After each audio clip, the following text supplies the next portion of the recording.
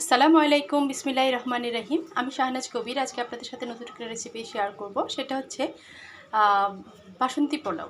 আর এই বাসন্তী পোলাওটা খেতে অনেক অসাধারণ হয়। আপনারা যদি কেউ আমার মতো তৈরি করতে চান তাহলে তৈরি করতে পারেন।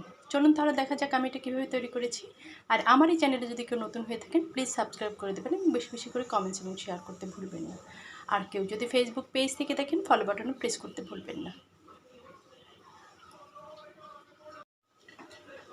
বিসমিল্লাহির রহমানির রহিম।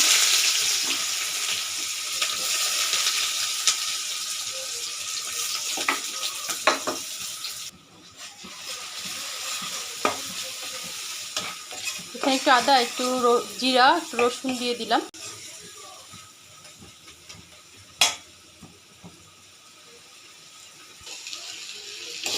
আগে থেকে ধুয়ে রাখা চালটা দিয়ে দিলাম।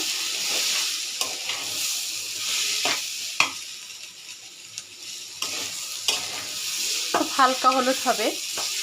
আদা, রসুন, জিরা, গরম মশলা হালকা দিব। কিছুক্ষণ ভেজে নেওয়ার পরে এখানে যেহেতু আমি আধা কেজি চাল দিয়েছি, আমি এখানে প্রায় 3 পোয়ার মতো পানি দেব।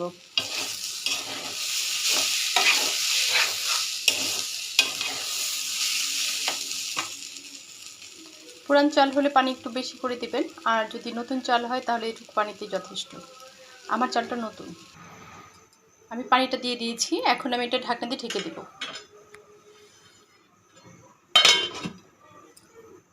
কিছুক্ষণ পরে ঢাকনাটা উঠিয়ে এর মধ্যে আমি কয়েকটা কাঁচামরিচ আর একটু বেরেস্তা দিয়ে দিব।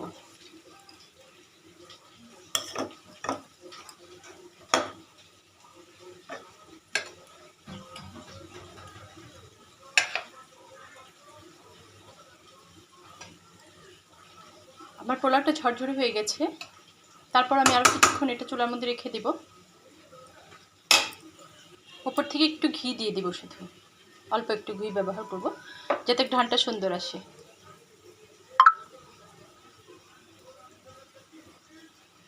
হয়ে গেছে আমার বাসন্তী পোলাও যাকে বলে।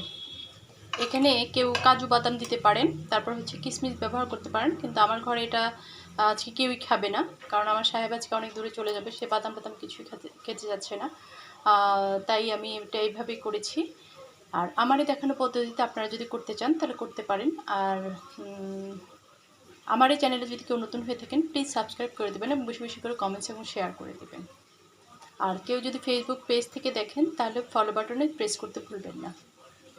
ধন্যবাদ সকলকে। আসসালামু আলাইকুম।